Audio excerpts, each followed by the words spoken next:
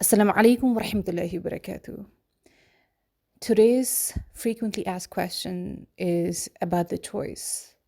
When there is a choice given by Sharia to fast or not to fast, what is better?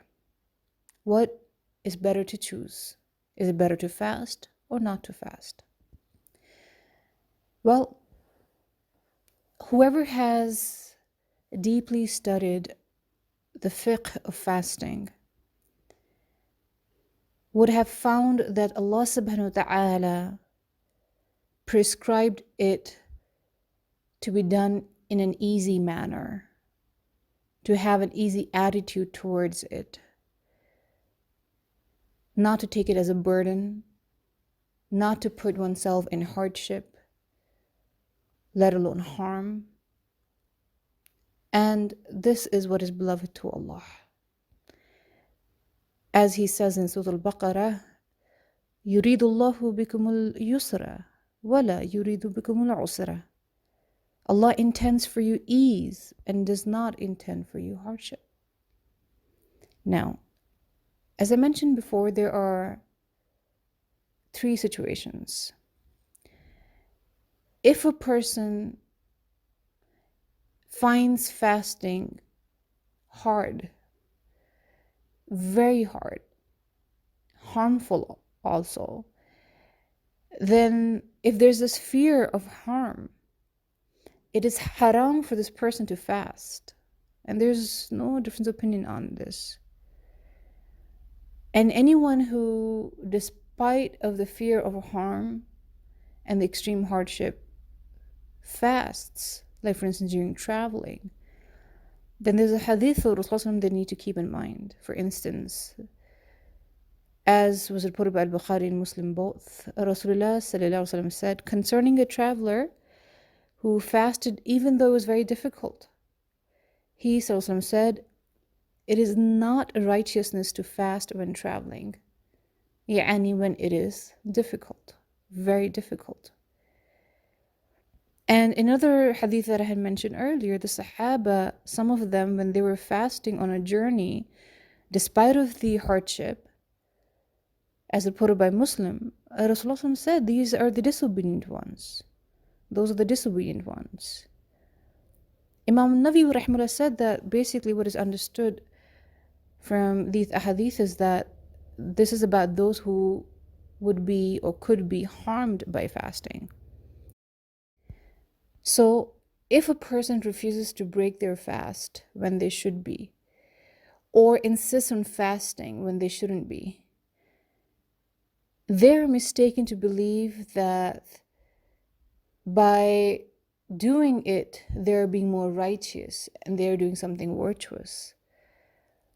Because to refuse the kindness of Allah subhanahu wa ta'ala, the concession given by Allah subhanahu wa ta'ala, if they're harming themselves, that's not righteousness.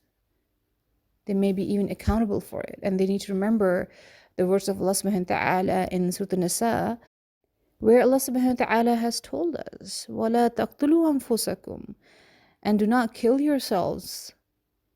And then He also says, إِنَّ اللَّهَ كَانَ بِكُمْ رَحِيمًا. Indeed, Allah is to you ever merciful. So, do not harm yourself. But then the question is, what about the one who has a choice?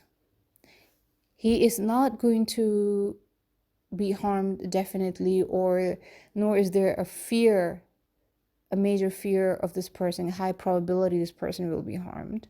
So it is haram for this person to fast or mandatory for this person to break the fast. Nor is it that they are not affected at all.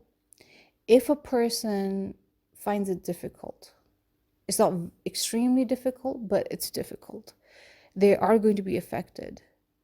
And so they have a choice whether to fast or not. In sickness, during traveling, what to do then? Well, the matter has been cleared by Rasulullah sallallahu alaihi wasallam himself, and he has never said anything without the authority of Allah subhanahu wa ta'ala. So this is divine guidance. Okay. Imam Ahmad rahimullah has reported from Ibn Umar anhum that Rasulullah sallallahu alaihi wasallam said, Allah loves people to avail themselves of his rukhsah, yani concessions, just as he hates them to commit sin.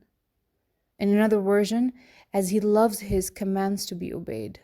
This is classified as Sahih by Shaykh al-Bani rahimullah. This is the rahmah of Allah subhanahu wa ta'ala. There's another hadith which is reported by both al-Bukhari rahimullah as well as Muslim rahimullah, narrated by Ayesha radhiyallahu anha. She radhiyallahu anha said that Rasulullah sallallahu alayhi wasallam was never given the choice between two things, but he would choose the easier of them, unless it was a sin. Unless it was a sin. If it was a sin, he would be the furthest away from it. Imam al-Nawawi rahimahullah said about this shows that it is mustahab. It is recommended to choose the easier and gentler option, so long as it is neither haram nor makruh, neither forbidden nor disliked. Now this is the divine guidance of what is better when you have a choice, when you may be affected, but it's not extreme harm that you fear, but it is difficult. Then if you have a choice during sickness or traveling, what is better is that you avail the choice, because a concession, availing that gift from Allah in itself is an act of worship, for it is beloved to Allah subhanahu wa ta'ala. So I ask Allah subhanahu wa ta'ala to enable us, help us, and bless us to choose what is not only acceptable to Him, but what is beloved to Him.